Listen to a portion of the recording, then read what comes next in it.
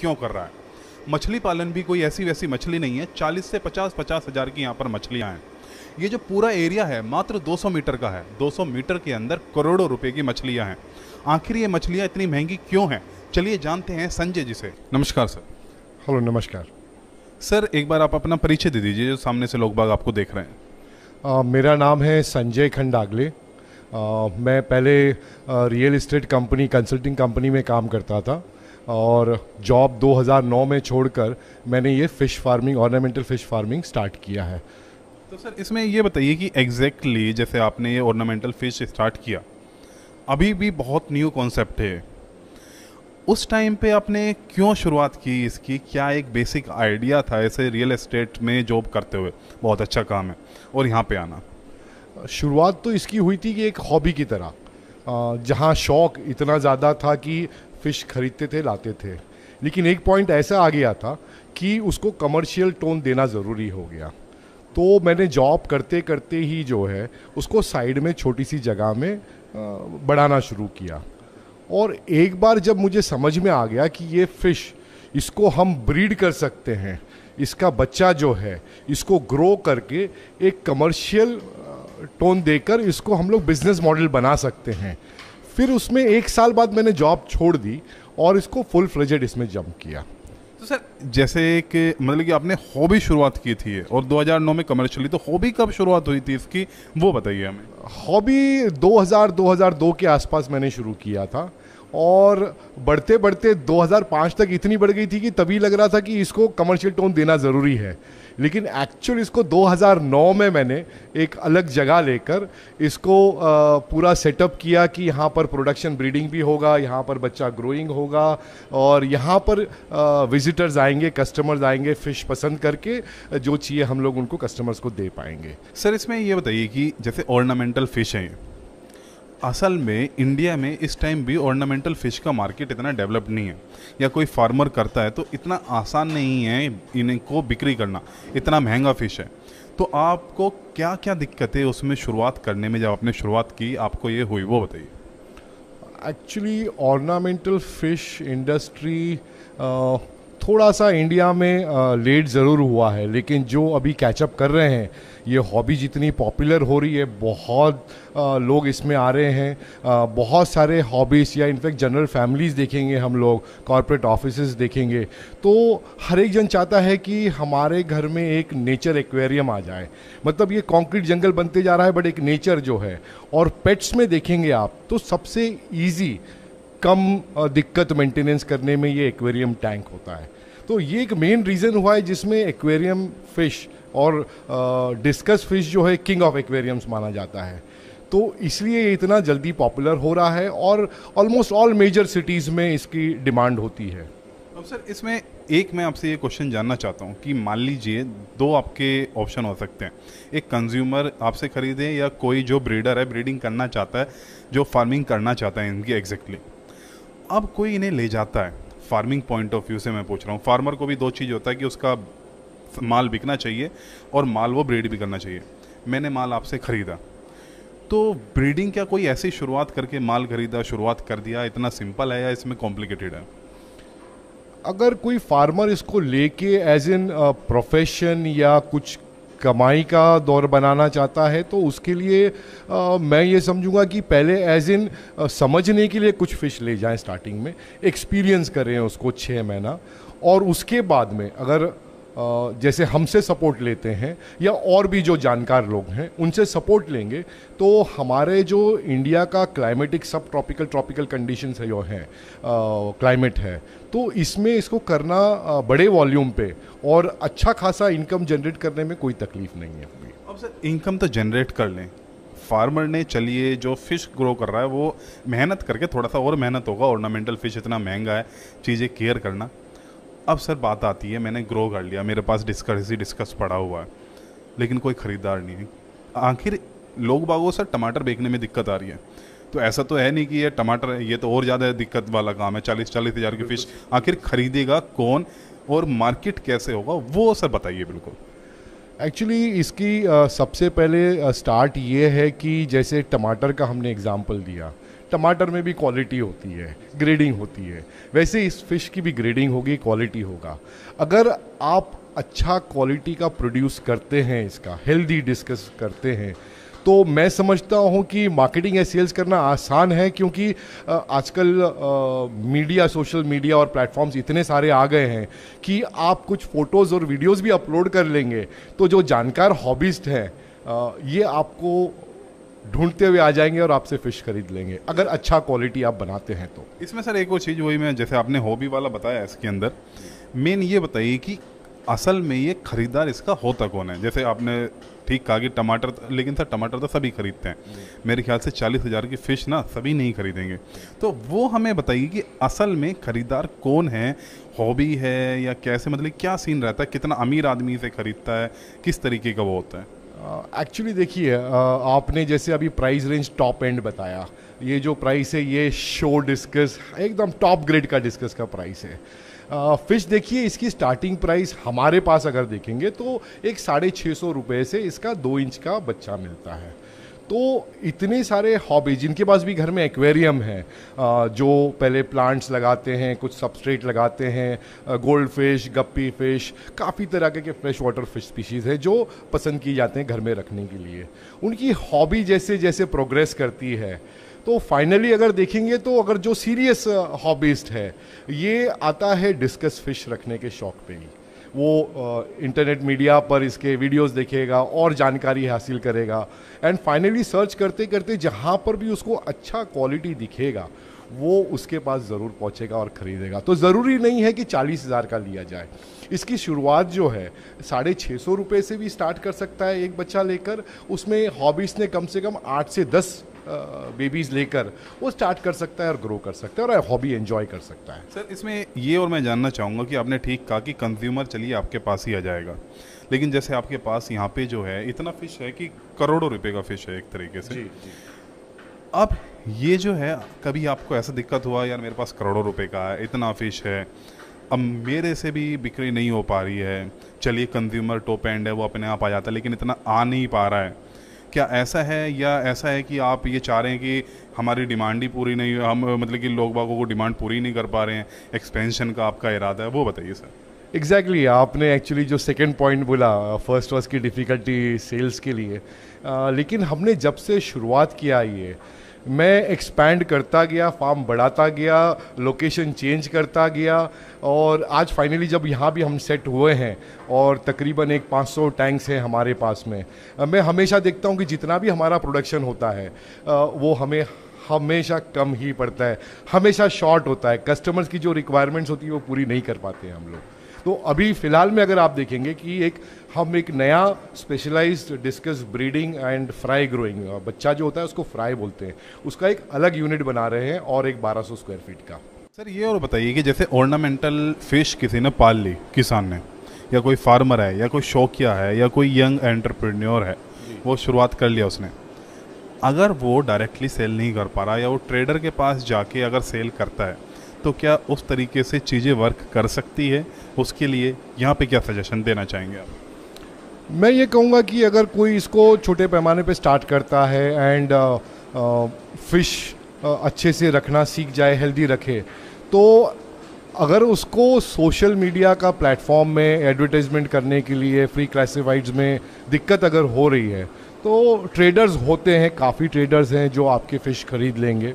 दाम आपको margins definitely come मिलेगा, बट कुछ वक्त तक आप कम मार्जिन पर ट्रेडर्स के थ्रू भी इसको सेल कर सकते हैं अगर शुरुआत करें। लेकिन लॉन्ग टर्म के लिए आप क्या कहना चाहेंगे ट्रेडिंग इस पे? लॉन्ग टर्म के लिए आपका एक होलसेल नेटवर्क सेट हो जाना चाहिए और डायरेक्ट एंड रिटेल कस्टमर भी आने चाहिए आपके पास में, एंड से मैक्सिमम देखें तो एक्सपोर्ट के लिए भी कोशिश करना चाहिए कि आप वो क्वालिटी प्रोड्यूस करें, ग्रो करें, जो आप एक्सपोर्ट मार्केट में भी बेच सकें। मतलब कि शुरुआत के लिए सिर्फ ट्रेडर को दे दें, लेकिन एंड गोल तो एंड टू एंड यूज़र तक आपका पहुंचना चाहिए, ये मेन बात है। एग्जैक्टली अगर आप डायरेक्टली डील करते हो कस्टमर से, तो बीच में कोई मार्जिन आपको कोई किसी को देने की ज़रूरत नहीं है। सारा जो प्रॉफिट है आप खुद ले सकते हो इंडिविजुअली, और वो प्रॉफिट से आपका फार्म भी ग्रो होगा और आपका काम भी अच्छा होगा। अब सर ये बताइए कि आपको देखकर आपने मतलब कि यहाँ पे आसपास में या कोई भी कि इंस्पायर हुआ है आपसे कि ये काम शुरू करे वो, ये है कोई?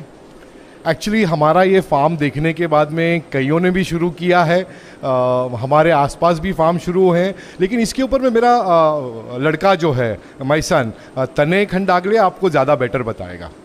चलिए तो तने जी से एक बार बात कर लेते हैं।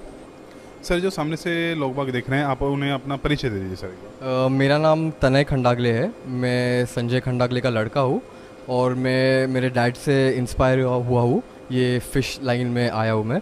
और जैसे डैड जो है वो हाई क्वालिटी और हाई प्राइस फ़िश में डील करते हैं, वैसे हमारे पास कस्टमर का रिक्वायरमेंट ऐसा भी होता है कि उतना बजट नहीं होता है, तो मैं जो लोअर कैटेगरी है जैसे शॉपकीपर्स, उसके बाद में कुछ हॉबीस्ट है जो हाई क्वालिटी नहीं पर जस्ट स्टार्ट करना चाहते हैं डिस्कस, तो फिर मेरा एक अलग कंपनी है टैन एक्वालाइफ बोल के, तो मैं उसमें डील करके कस्टमर को अपना अपना हैंडल करता हूँ। तो सर, आपको जैसे आपने इसके अंदर आए, आप इंस्पायर बोल रहे हैं अपने फादर से, आपको ऐसा नहीं लगा कि चलिए यार क्यों, मतलब कि क्यों इतनी मेहनत करना कि फ़िश के अंदर ही चलिए, फादर भी है? एक्चुअली मैंने एक देखा कि जो लो क्वालिटी फ़िश है वो हम डैड के कंपनी के नीचे नहीं बेच सकते हैं, जैसे क्योंकि डैड का कंपनी का नाम ऑलरेडी अभी एस्टैब्लिश हो गया है, तो हमने सोचा कि कुछ अगर अलग कंपनी जैसा मेरा कंपनी है तो मेरे कंपनी के अंडर वो अगर हम बेचेंगे तो ज़्यादा अच्छा रहेगा। कि कस्टमर क्या करता है, क्योंकि मच्छी अगर सैम्स डिस्कस से लेगा तो वो 110% बोलता है कि ये मच्छी मैंने सैम्स डिस्कस से लिया है, पर वो अगर अच्छा क्वालिटी नहीं रहेगा और कोई अगर सीनियर हॉबिस्ट रहेगा तो वो पॉइंट आउट कर सकता है कि ये अच्छा क्वालिटी का नहीं है, तो इसके लिए हम उसको मेरे कंपनी के नीचे हम सेल करते हैं। तो सर एक और चीज़ बताइए, जैसे आप, ठीक है आपने नया कंपनी स्टार्ट किया, क्या जो आपके फादर हैं उनका तो मछली चलिए बहुत बड़ा नाम है, उनका हो गया, वो बिक रहा है, क्या आपका कोई ऐसा भी है कि खरीदता है या नहीं खरीदता, वो बताइए उसमें। जैसा कस्टमर तो हर एक टाइप का कस्टमर होता है, जैसा हमारे पास अब अगर आप डिस्कस बोलोगे तो 300 से भी स्टार्ट होता है और हाई प्राइस तक भी जाता है, तो हमारे पास डिस्कस सबके लिए डिस्कस है। मतलब जो स्टार्ट करना चाहते हो हॉबी, जैसा अगर कोई न्यू हॉबीस्ट है तो वो ज़्यादा इन्वेस्टमेंट नहीं करना चाहता है, कम इन्वेस्टमेंट करना चाहता है, पर डिस्कस रखना है उसे, तो हम वो भी प्रोवाइड करते हैं उसको। अब सर जैसे आप एक यूथ हैं, जो सामने से यूथ देख रहा है, कोई बेचारा बेरोजगार देख रहा है या पढ़ा लिखा इंसान है, वो शुरुआत करना चाहता है और वो खेती से शुरुआत करना चाहता है, लैंड उसके पास नहीं है, तो ये ऑर्नामेंटल फिश बहुत बड़ा स्कोप हो सकती है। तो आप ये बताइए कि असल में कितना स्कोप है कोई अगर आए इसके अंदर, क्योंकि सुनने में ना सर ऑर्नामेंटल है ठीक है, लेकिन लोगों को ये लगता है यार बिकता भी होगा, नहीं बिकता होगा, पता नहीं क्या है, चल रहा होगा ऐसी धड़ल्ले से, कुछ चला जाता होगा एक दो, उसके बारे में थोड़ा सा स्पेसिफाई करके और उन्हें बताइए कि असल में क्या चीज़ है जो यूथ है। एक्चुअली कैसा है, ऑर्नामेंटल फिश अभी लोगों को समझ रहा है, मतलब फिश कीपिंग का। पहले लोग पेट्स एज इन क्या रखते थे, कैट्स या डॉग्स ये रखते थे, पर अभी ज़्यादा करके लोग जैसे बिजी रहते हैं, जैसे बिजी शेड्यूल रहता है, काम करते हैं, जॉब पे जाते हैं, तो एनिमल्स मेंटेन करना थोड़ा सा हेक्टिक हो जाता है, तो अभी ये फिश लाइन जो है ये नया लोग मतलब प्रिफर कर रहे हैं डॉग्स और कैट्स से भी ज़्यादा, क्योंकि इसको मेंटेनेंस कम है और आप जैसे एंजॉय कर सकते हो, और ये वास्तु के हिसाब से भी अच्छा होता है, मतलब जो एक एटमॉस्फेयर रहता है घर में वो अच्छा बना के रखता है फिश टैंक। तो आप ये भी बताइए कि एग्जैक्ट मेरा जो क्वेश्चन है और इसमें मैं डीप डाइव इन करता हूँ, क्या नए यूथ के लिए ये एक अच्छा बिजनेस मॉडल वो शुरुआत करें तो हो सकता है या नहीं हो सकता, इसमें करियर वो बना सकता है या नहीं बना सकता आपके हिसाब से? इसके अंदर करियर तो बना सकते हैं, पर जैसे आपको टाइम लगेगा, जैसे आप अगर बोलोगे कि आप अगर फिश ले लोगे और ब्रीडिंग कर दोगे, वैसा नहीं होता है, इसमें लॉन्ग प्रोसेस है थोड़ा सा, पर एक बार आपको समझ जाएगा कि फिश कैसा है कि फिश भी आपको बताएगा अगर बीमार है, क्या हो रहा है फिश के साथ, ये सब फिश बताता है आपको, तो आपको पहले स्पीशीज समझना पड़ेगा कि उसके नीड्स क्या है, उसको वाटर पैरामीटर्स, टेम्परेचर, ये सब कुछ क्या लगता है, उसके बाद आप वो सामने की चीज़ें कर सकते हो। आपको पहले तो आपको समझना पड़ेगा कि ये एनिमल के रिक्वायरमेंट्स क्या है, उसको फुलफिल करना पड़ेगा, फिर उसके बाद में हल्लू आप सामने बिजनेस कर सकते हो उसे। मतलब कि पहले आपको समय देना पड़ेगा इस चीज़ के। हाँ करेक्ट, आपको पहले समझना पड़ेगा कि ये जो चीज़ है इसको क्या रिक्वायरमेंट होता है अच्छे से रहने के लिए। सर ये बताइए कि जैसे जो डिस्कस का आया ऑर्नामेंटल फिश जो है, एग्जैक्टली अगर कोई शुरुआत करना चाहता है तो क्या कॉस्टिंग आ जाएगी अंदाजन से, और कितने रुपए से वो शुरुआत कर सकता है ताकि कमर्शियली वायबल वो पैसा भी कमा सके, वो बताइए इसमें। एक्चुअली इनिशियली अगर किसी को स्टार्ट करना है तो जैसे एक छोटा अमाउंट से 50,000 रुपया से भी स्टार्ट कर सकते हैं कि एक 6 टैंक बना लें और कुछ बच्चे 2 इंच साइज़ के लेकर उसको ग्रो करना समझ लें और उसको ही आगे चलते उसमें से अगर मेल्स फीमेल्स लेकर वो लोग ब्रीडिंग अटेम्प्ट करें तो एक इतने से छोटे से अमाउंट से वो स्टार्ट कर सकते हैं और आगे जैसे जैसे सीखे तो जितना बजट जैसा बनता है पैसा लगाना है उतना लगा के उसको उतना बड़ा कर सकते हैं। अब सर इसमें ये बताइए कि इतने से शुरुआत कर लिया, लेकिन अब हमने शुरुआत करके अंदाजन 50,000 रुपये लगा के कितने समय तक हमें ब्रीडिंग पे ज़्यादा फोकस करना पड़ेगा, ताकि अंदाजन मैं डायरेक्टली पूछ लेता हूँ कि 2 या 3 लाख रुपये हमारा साल के अंदर हमारी कमाई हो जाए? देखिए इसमें 2 तरीके से हम लोग अप्रोच रख सकते हैं अगर किसी को स्टार्ट करना है तो। इसमें ये कर सकते हैं कि कहीं से अच्छे सोर्स से हेल्दी बच्चा लिया, जैसे 2 इंच साइज़ का बच्चा लिया, एक फंड उसके लिए अलॉकेट कर दिया 50,000 रुपया, वो बच्चे को ग्रो करके तुरंत जो है सोशल मीडिया बाकी के जो प्लेटफॉर्म्स है उसमें आप शोकेस करके डायरेक्टली शुरू करना बेचना शुरू कर सकते हैं। और जो मार्जिन पे आपको काम करना है, जैसे खरीदी का प्राइस पता है आपको और मार्केट से प्राइस पता करने में ज़्यादा टाइम नहीं लगेगा, तो एक हो गया कि आपने बच्चा लाया, उसका ग्रोइंग करना शुरू किया और साइमल्टेनियसली बेचना भी शुरू किया, और उसी के साथ में जो अपना सीखना है और ब्रीडिंग के बारे में वो एक प्रोजेक्ट को उसी की साइड में रखते हुए ब्रीडिंग के लिए भी आप यंग एडल्ट्स ले सकते हैं, उसके लिए अलग से एक्सपेरिमेंट कर लीजिए। मतलब यहाँ आपका तुरंत में बिजनेस भी शुरू हो रहा है और यहाँ आपका सीखना भी हो रहा है कि ब्रीडिंग कैसे किए जा सकती है। तो सर इसमें ये बताइए एग्जैक्टली जैसे आपके पास तो डिस्कस है, ऑर्नामेंटल जो ये एक वैरायटी है जी। असल में अगर कोई डिस्कस नहीं करता तो दूसरी वैरायटी ऑर्नामेंटल कर सकता है या नहीं कर सकता, और दूसरा डिस्कस वहाँ पे कहाँ पे स्टैंड करता है ऑर्नामेंटल के अंदर, वो बताइए। एक्चुअली जैसे ये ऑर्नामेंटल फ़िश हॉबी है और अभी जैसे इंडिया में इतना इसकी पॉपुलैरिटी बढ़ते जा रही है दिन में दिन कि घर में हर कोई चाहता है कि एक एक्वेरियम आना चाहिए, एक नेचर आना चाहिए घर में। तो मेरे ख्याल से एक डिस्कस एक जस्ट किंग ऑफ एक्वेरियम है कि हाई एंड हो गया, लेकिन ऑर्नामेंटल फ़िश में इतना सारा अदर फ्रेश वाटर फिशेस भी हैं, टेट्रा वैरायटीज़ हो गए हैं, सिक्लेट्स हो गए हैं, तो इतना सारा कुछ चीज़ किया जा सकता है कि जो लो कॉस्ट भी है और उसको ज़्यादा वॉल्यूम में करके कर सकते हैं। मतलब कि ये तो प्रीमियम चीज़ है, आप ऑर्नामेंटल में दूसरी चीज़ें भी ट्राई कर सकते हैं। एग्जैक्टली इतना सारा स्पीशीज़ है, इतना सारा वैरायटीज़ है कि आप उसकी शुरुआत कोई भी स्पीशीज से कर सकते हैं। एंड इसमें एक ही मैं टिप दूंगा कि अपने यहाँ का पानी और क्लाइमेटिक कंडीशन को देखते हुए अगर स्पीशीज सेलेक्ट करेंगे तो ये एक सक्सेसफुल होगा प्रोजेक्ट आपका लंबे समय में। अब सर ये बताइए जैसे खाने के बारे में बात करें, ये जो डिस्कस है या जो भी आप इन्हें खिलाते हैं एग्जैक्टली वो क्या चीज़ है वो बताइए सर। एक्चुअली देखिए कि ये जो पार्ट है ये मेरी वाइफ है यशोधरा, वो इसके बारे में आपको ज़्यादा बेहतर बता पाएंगे कि operations, feeding schedule, water change वो सारा देखते हैं। चलिए तो मैम से एक बार बात कर लेते हैं, फीड के बारे में जानते हैं। नमस्कार। नमस्ते मैम, आप एक बार छोटा सा परिचय दे दीजिए लोगों को। मैं यशोधरा हूँ और welcome to our farm.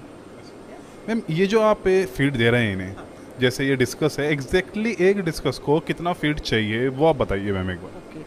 Mostly हमारा रूटीन ऐसा होता है, डेली रूटीन ऐसा होता है कि जो स्मॉल बेबीज़ डिस्कस फ्राइज़ होते हैं, छोटे बेबीज़ को डिस्कस फ्राइज़ बोलते हैं, उनको 7 से 8 बार हम लोग फीड करते हैं।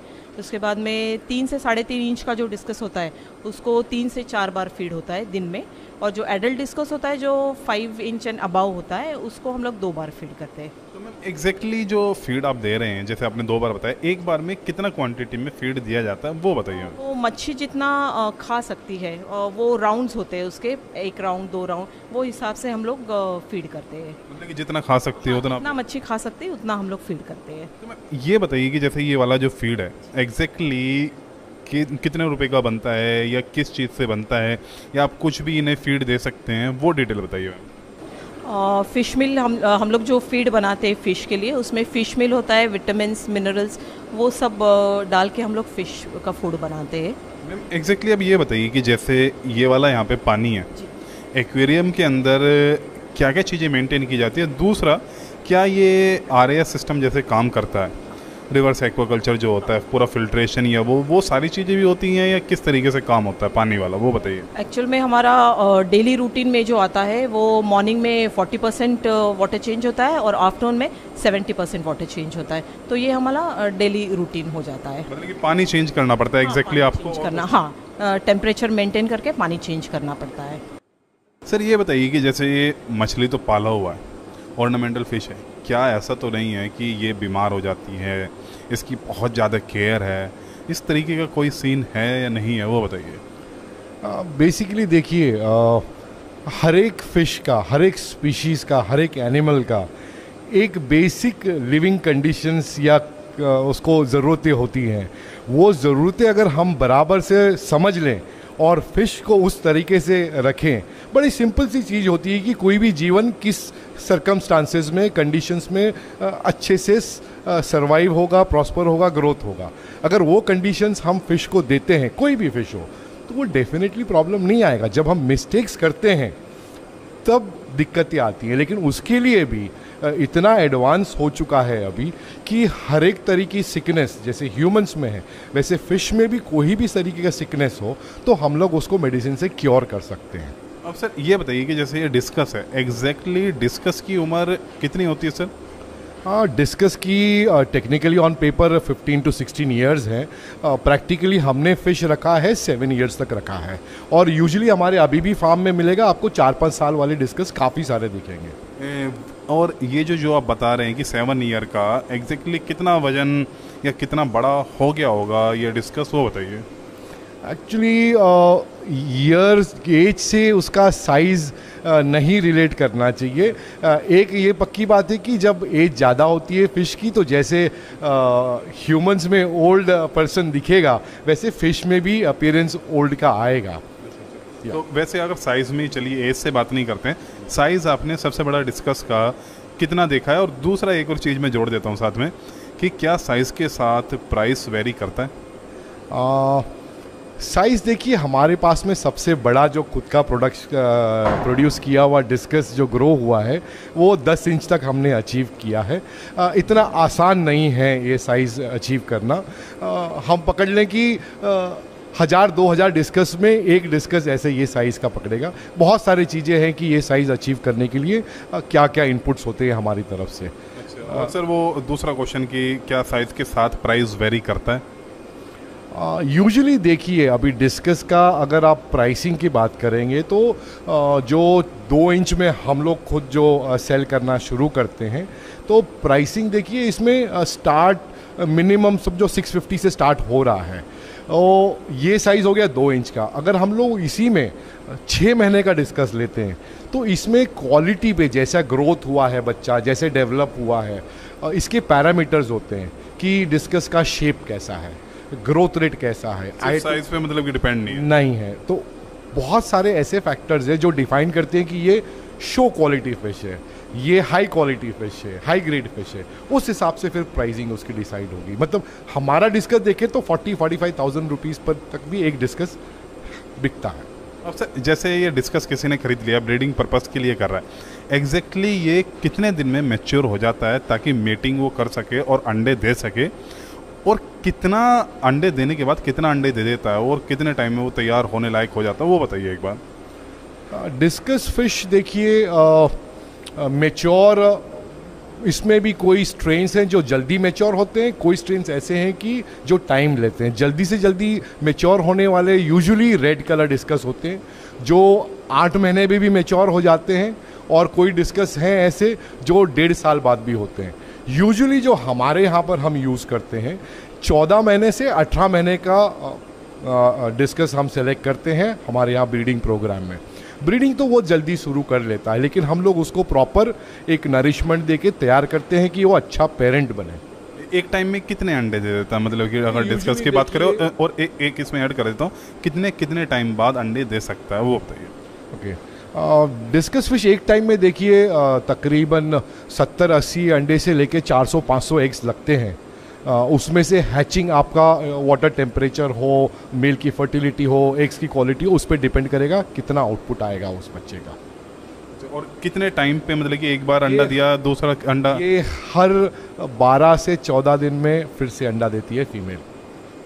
अब सर, जो सामने से यूथ देख रहा है जी, कोई नया लड़का देख रहा है, कोई शुरू करना चाहता है, पढ़ा लिखा इंसान देख रहा है, इसके अंदर ऑर्नामेंटल फिश के अंदर करियर बनाना चाहता है, आप उसे क्या सजेशन देना चाहेंगे कि कैरियर बन सकता है, एज इन कैरियर, हॉबी नहीं, एज इन कैरियर, उसके बारे में बताइए सर। एक्चुअली ये इतना ओपन सेगमेंट है हमारे इंडिया में। अगर कोई भी यंगस्टर या इनिशियल जो स्टार्ट करना चाहता है, वो अगर देखेंगे कि ऑर्नामेंटल फिश मार्केट ग्लोबली कितना है और इंडिया में कितना है, तो ये फिगर्स इतने हाई हैं। और आज इंडिया में भी अगर हम डिस्कस करते हैं, सोचते हैं, तो इतना सारा एक्वेरियम हॉबी का फ़िश जो है बाहर से इंपोर्ट हो रहा है, क्योंकि हमारे यहाँ पर ये फ़िश फार्मर बहुत कम है।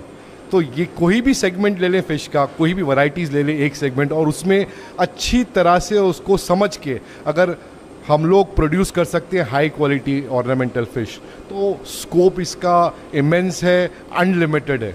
तो सर, ऐसा कोई क्वेश्चन जो हमसे रह गया हो या आप बताना चाहते हो, हमसे ना पूछा गया हो, जो लोग बागों की डिमांड रहती है, क्योंकि आप तो इतने सालों से डिस्कस का ये कर रहे हैं, ऐसा कोई क्वेश्चन जो लोगों के दिमाग में ज़रूर आएगा, हमने नहीं पूछा? अभी ये हॉबी से रिलेटेड और एक चीज़ मैं बताना चाहूँगा कि गवर्नमेंट का एक वर्टिकल है, मरीन एक्सपोर्ट्स डेवलपमेंट अथॉरिटी, एमपेडा कहते हैं उसको। ये गवर्नमेंट का ऑर्गेनाइजेशन काफ़ी एनकरेज कर रहा है, काफ़ी स्कीम्स हैं उनके, काफ़ी ट्रेनिंग रिलेटेड इनपुट्स होते हैं। वहाँ पर अगर कोई सीरियस है तो संपर्क करके वहाँ से सीख सकते हैं। कोई भी एक सेगमेंट को लेके, गाइडेंस को लेके, लोन रिलेटेड, सब्सिडी रिलेटेड, आप वहाँ से कांटेक्ट करके पूछ सकते हैं। हमें भी कांटेक्ट कर सकते हैं, कोई चीज़ की दिक्कत है समझने के लिए तो हम भी ये करेंगे। मैं सिर्फ यही सोचता हूँ कि किसी को सामने आकर इसमें एक इनिशिएटिव लेकर आगे काम करने की ज़रूरत है। सर, अगर आपसे कांटेक्ट किसी को करना है तो आपसे कांटेक्ट कैसे कर सकता है? नंबर के साथ दूसरा लोकेशन कौन सी है वो बताइए सर। एक तो मैं नंबर शेयर कर दूंगा आपके यहाँ पर। दूसरा, हमारा जो ये फार्म है, ये फार्म है मांगरुल विलेज है। ये खपोली पेन रोड के ऊपर है, मेन हाईवे पर है। इसका तालुका आता है पेन और डिस्ट्रिक्ट आता है रायगढ़, महाराष्ट्र। तो जैसा कि हमने संजय जी से बात की, उन्होंने बताया कि ऑर्नामेंटल फिश के अंदर कितना ज़्यादा स्कोप है। अगर आप इसे शुरुआत करते हैं, करने के लिए मतलब कि इसमें शुरुआत में मेहनत लगेगी, क्योंकि इंडियन में ये बहुत स्टार्टिंग फेज़ में एक तरीके से, लेकिन आप इसे एक्सपोर्ट कर सकते हैं। ये ज़रूरी नहीं है कि आप वो घिसी पिटी चीज़ें खेती के अंदर करते रहें, आप कुछ नया ट्राई करिए। मेहनत इसके अंदर ज़रूर है, लेकिन प्रॉफिट को अगर आप देखें, आप एस्टेब्लिशमेंट को देखें, तो वो इसमें अपार संभावनाएँ हैं। अगर आपको कोई भी जानकारी चाहिए तो सर